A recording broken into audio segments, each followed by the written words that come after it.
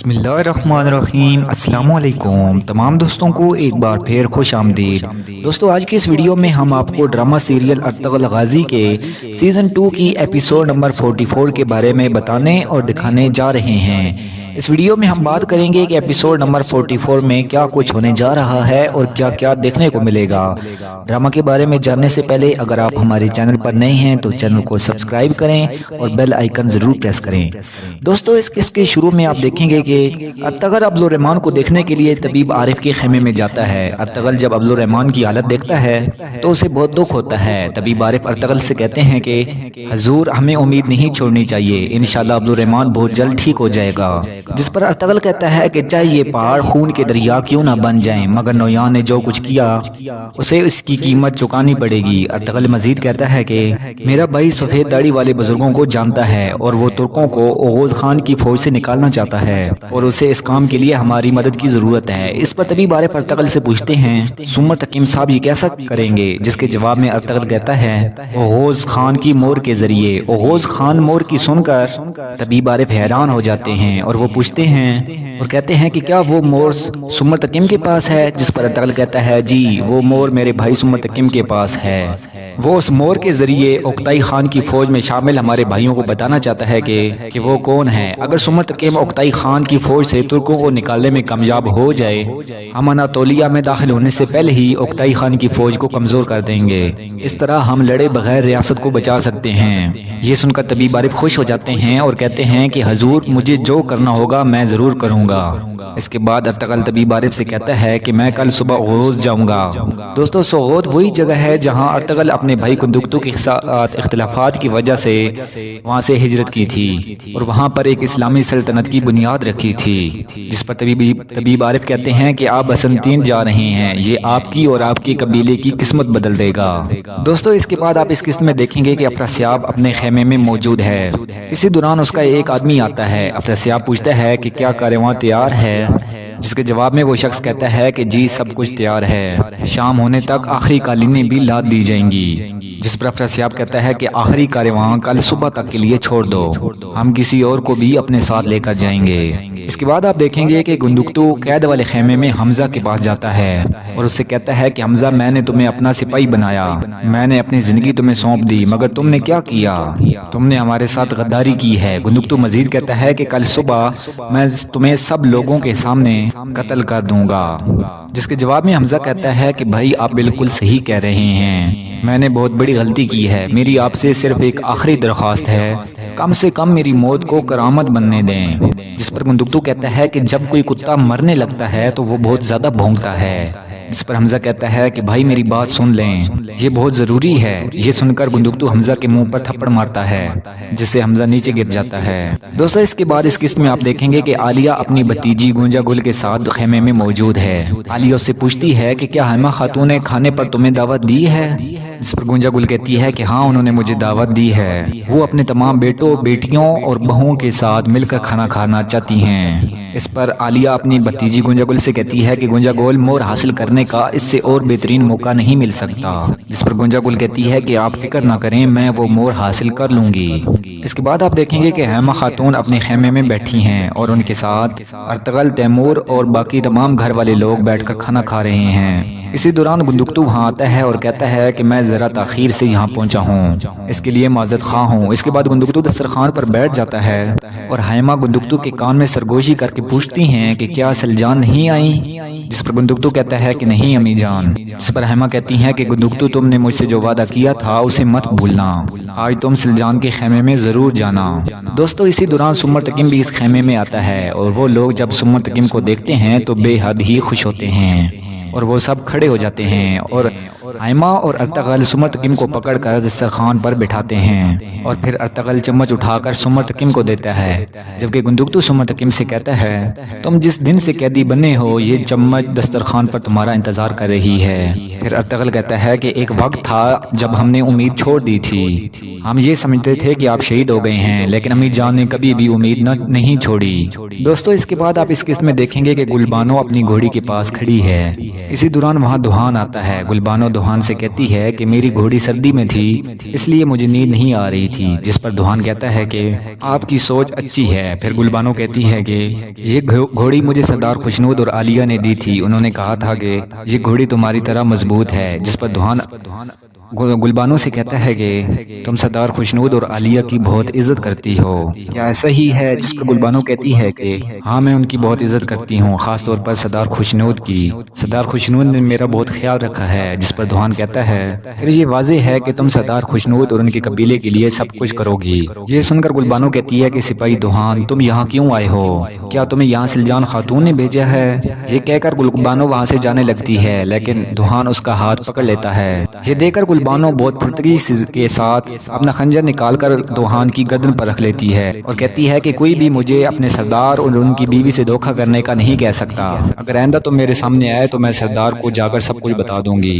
اس پر دوحان کہتا ہے کہ گلبانو اگر قبیلے میں واقعی کچھ غلط ہو رہا ہے تو تمہیں اسے روکنا چاہیے۔ اس پر گلبانو کہتی ہے کہ اگر تم نے ایک لفظ بھی اور کہا تو میں تمہاری گردن کاٹ دوں گی۔ اسی دوران دوحان تیزی سے اپنی گردن سے اس کا خنجر ہٹا لیتا ہے اور آزاد ہو کر اسے کہتا ہے کہ گلبانو حلیمہ سلطان نے بھی اپنا سلام بھیجا ہے۔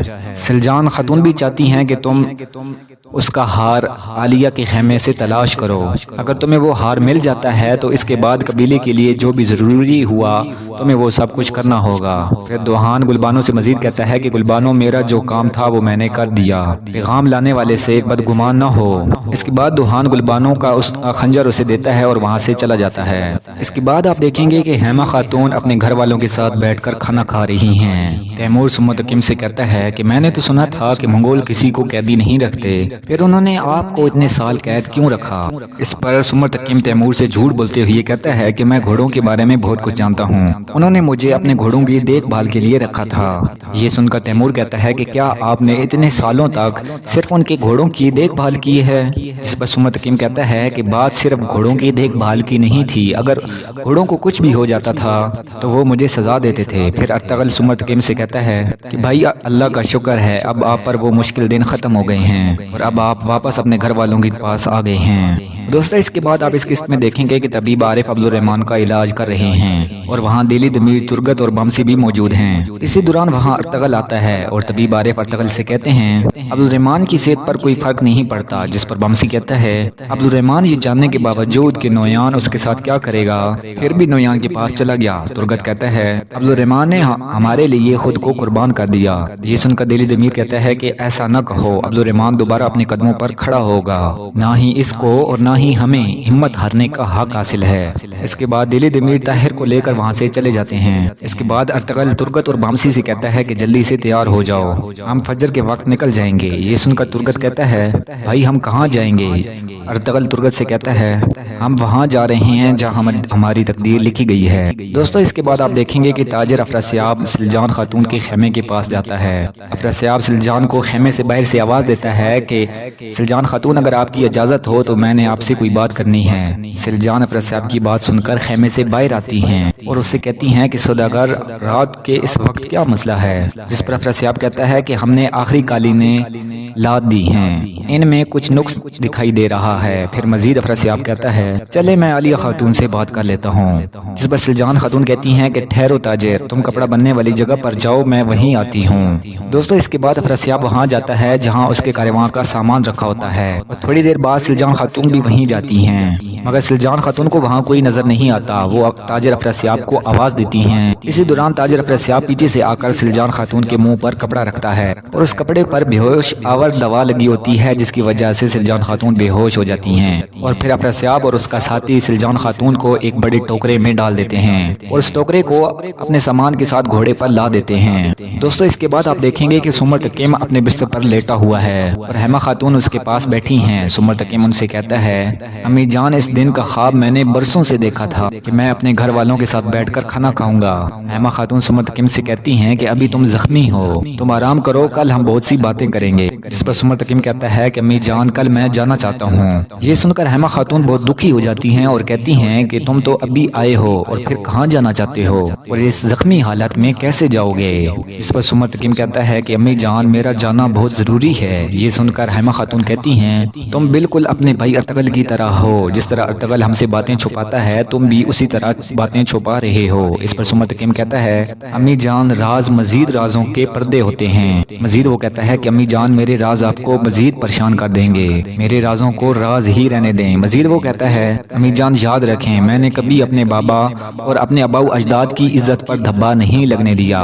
اس پر حیمہ خاتون کہتی ہیں کہ تھوڑا آرام کر لو، اور پھر سمر تقیم سو جاتا ہے۔ اسی دوران وہاں ارطغرل آتا ہے اور حیمہ خاتون سے کہتا ہے امی جان مجھے اپنی دعاؤں کے ساتھ رخصت کیجیے، میں انشاءاللہ آپ کے لیے خوشخبری لاؤں گا۔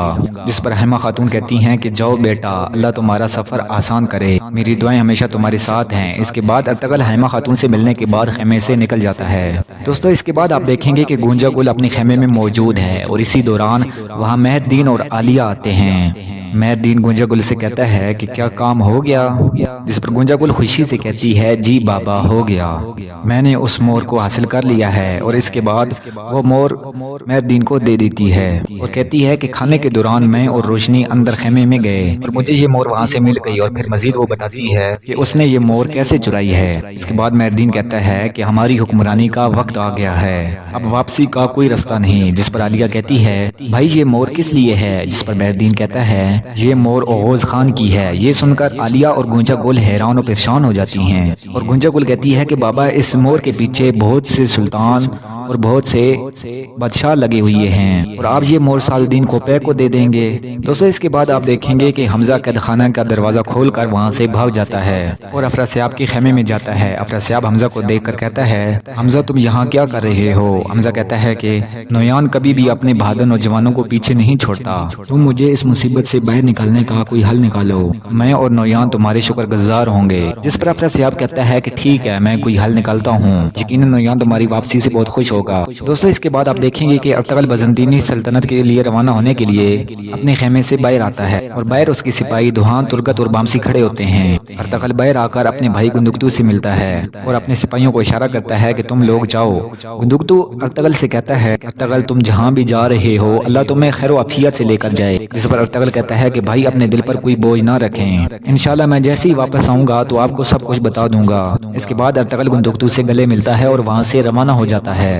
دوستو اس قسط کے آخر میں آپ دیکھیں گے کہ تاجر افراسیاب قبیلے سے سامان لے کر نکل رہا ہے، اور اس نے اپنے سامان میں سلجان خاتون کو اغوا کر چھپایا ہوا ہے، اور حمزہ بھی اس کے سامان میں چھپا بیٹھا ہے جسے گندگتو نے خود فرار کیا ہے۔ دوستو جب افراسیاب قبیلے کے آخری دروازے پر پہنچتا ہے تو اسے گندگتو روک لیتا ہے۔ تاجر افراسیاب جب یہ صورتحال دیکھتا ہے تو وہ گندگتو سے کہتا ہے جناب اپنی نیک خواہشات کے ساتھ مجھے رخصت کریں، ہم دوبارہ مل کر بھی مزید کاروبار کریں گے۔ اس پر گندگتو کہتا ہے کہ انشاءاللہ تاجر ہم ضرور کاروبار کریں گے، اور گندگتو سامان والی گاڑی کے پاس جا کر دیکھتا ہے تو حمزہ اندر سے چادر ہٹا کر اسے اشارہ کرتا ہے۔ دوستو اسی دوران آپ کو دکھایا جائے گا کہ گندگتو نے حمزہ کو کیوں بھگایا تھا، اور اس نے حمزہ کے ساتھ مل کر نویان کے لیے کیا منصوبہ بندی کی ہے۔ دوستو آپ دیکھیں گے کہ حمزہ گندگتو سے کہتا ہے کہ بھائی میرا خون آپ پر حلال ہے، لیکن مجھے شہادت کا موقع دیں، میں نویان کا سر آپ کے پاس لے کر آؤں گا۔ حمزہ مزید کہتا ہے کہ بھائی یہاں پر ایک اور غدار بھی موجود ہے جس کو میں جانتا ہوں، وہ نویان کے لیے کام کرتا ہے۔ جس پر گندگتو کہتا ہے کون ہے وہ؟ جس پر حمزہ کہتا ہے